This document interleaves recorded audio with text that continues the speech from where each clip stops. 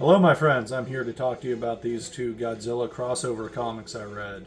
I had a blast with this little mini marathon. Over here we have Justice League vs. Godzilla vs. Kong, issue 7, the final issue in the miniseries. And right here we have issue 2 of Godzilla vs. the Mighty Morphin Power Rangers, volume 2.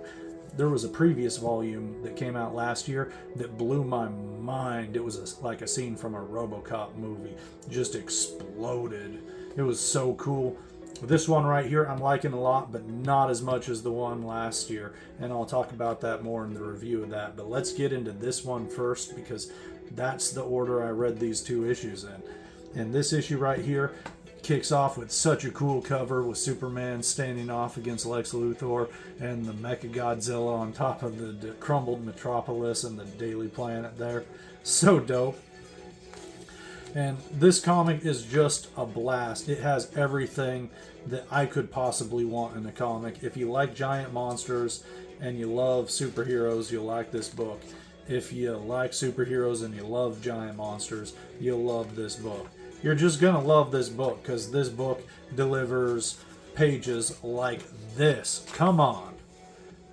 That's just the best. We got all the legendary studios, Monsterverse monster creatures, the facing off against the superheroes of the DC universe. Is the best. Batman piloting a giant mech with Cyborg and the Flash. This is just great. It's so cool. We get so many great scenes. Beast Boy turns into a Kong-like kaiju. Helps him fight some giant skull crawlers. We got the Muto Prime from the Legendary comics. It's just a blast. This book is so fun. First issue starts off with Superman fighting Godzilla, so of course this issue ends with Superman and Godzilla fighting giant monsters.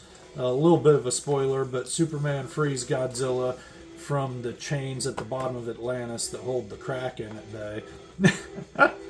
And then he gets Godzilla to come help the Justice League fight the other monsters because they can't do it by themselves.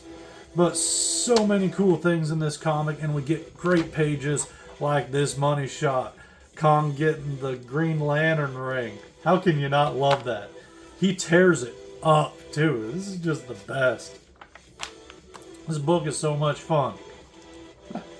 I cannot recommend it highly enough. There's a hardcover collection coming out at the end of June. Since this book wrapped up here, this is the final issue. And I say pick up that collection if you can because this book is so much fun. And I know I'm going to be going back to reread this again and again because I had a blast with it. And look forward to me doing a full review of this miniseries from issues 1 to 7 complete as a trade paperback review later because that's a good excuse for me to reread the book. But then right here we got the Power Ranger crossover, which is real fun too, but not as fun as the previous miniseries, and a bit of a letdown after having finished reading that previous comic there, because that crossover was everything I could want. But this is real fun.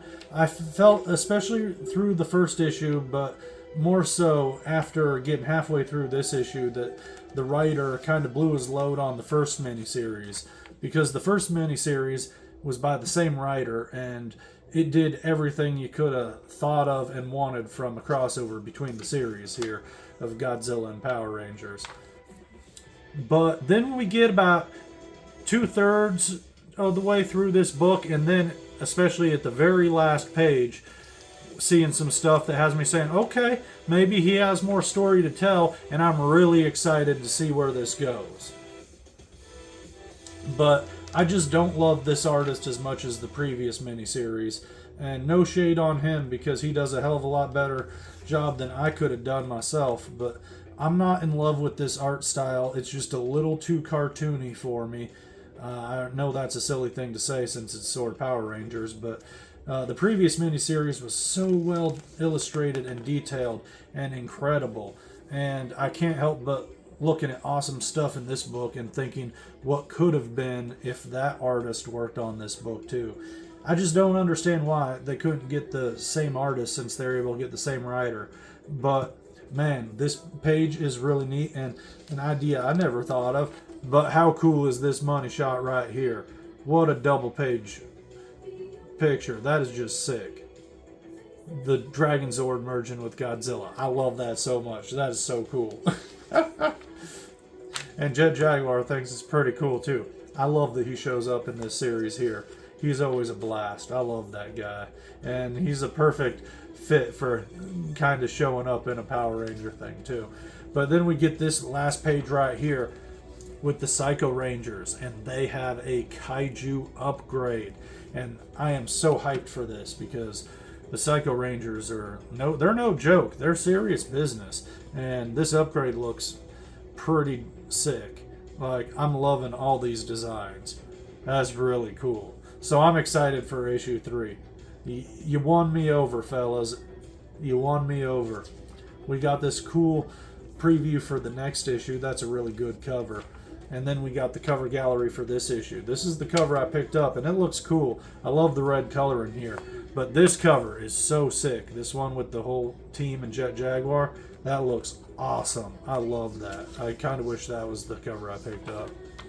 And this is the third cover that they offered. And that's really cool looking too.